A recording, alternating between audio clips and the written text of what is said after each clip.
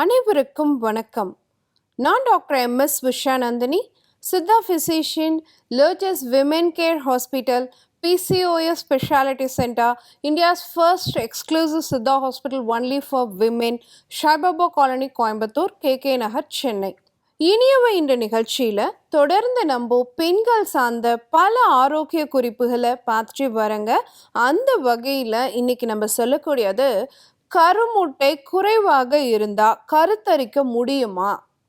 அப்படின்னா என்ன மாதிரியான சத்து பொருள்கள்லாம் எடுத்துக்கணும் அப்படிங்கிறத பற்றி தான் இன்னைக்கு நம்ம பார்க்க போகிறோம். ஸோ கருமுட்டை குறைவாகத்தான் இருக்கு அப்படிங்கிறதுக்கான அளவீடா என்ன வச்சுருக்காங்கன்னா, AMH அப்படின்னு சொல்லக்கூடிய ஆன்டி முலேரியன் ஹார்மோன் அப்படின்னு ஒரு ஹார்மோனை வச்சுருக்கோம்.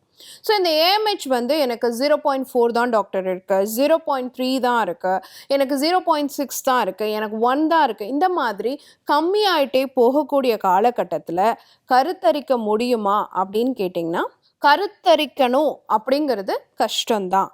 ஆனால் முடியவே முடியாது அப்படிங்கிறத ஏற்றுக்க முடியாது. ஸோ கண்டிப்பாக கருமுட்டை குறைவாக இருந்தாலும் கருத்தரிப்பது கடினம்தான். ஆனால் கருத்தரிக்கவே முடியாது அப்படிங்கிறது கிடையாது, நிச்சயமாக முடியும் அப்படிங்கிறத நம்ம தெரிஞ்சுக்கணும்.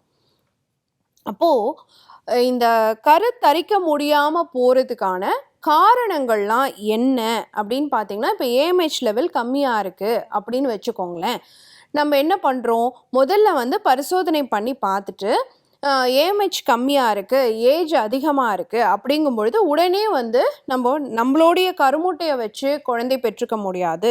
ஒரு செயற்கையான கருத்தரிப்பு முறைக்கு போய் கருமுட்டை தானம் வாங்கி மட்டும்தான் நம்மளால் கருத்தரிக்க முடியும் அப்படிங்கிற ஒரு சூழலுக்கு நம்மளை தள்ளிக்கிறோம். அப்படி இல்லாமல் கருத்தரிக்க முடியும் அப்படின்னா அது எப்படின்னு கேட்டிங்கன்னா, குவான்டிட்டி விசஸ் குவாலிட்டி.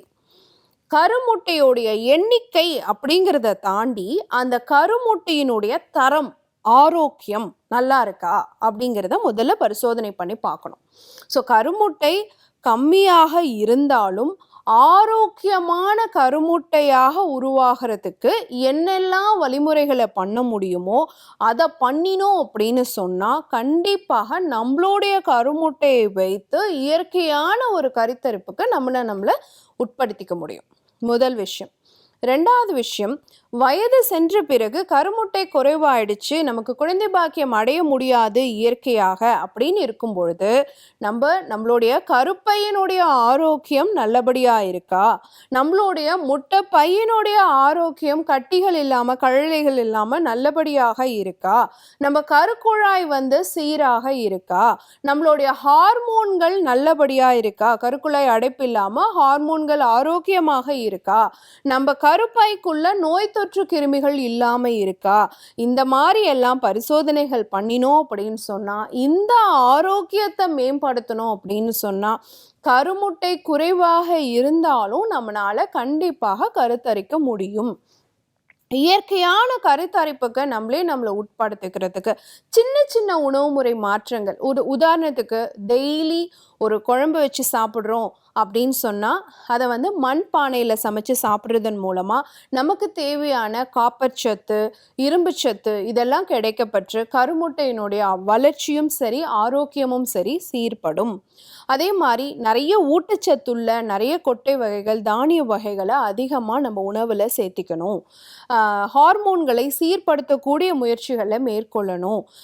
ஒரு தேவையான அளவுக்கு அவங்களுக்கு கவுன்சிலிங் கொடுத்தோம் அப்படின்னு சொன்னால் ஹார்மோன்களை சீர் செய்கிறதுக்கு என்ன உணவு முறை, வாழ்வியல் முறைகளை அவங்க மேற்கொள்ளணும் அப்படிங்கிறத சொன்னாலே கண்டிப்பாக இயற்கையான கருத்தரிப்பு கருமுட்டை குறைவாக இருந்தாலும் அவங்களால அடைய முடியும் அப்படிங்கிறத நம்ம தெரிஞ்சுக்கணும்.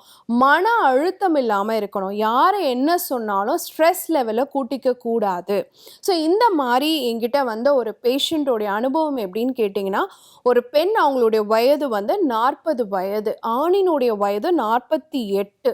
அவங்களுடைய AMHன்னு சொல்லக்கூடிய அந்த கருமுட்டை அளவினுடைய குறியீடோட அளவு பார்த்தீங்கன்னா 0.3 தான் இருந்தது.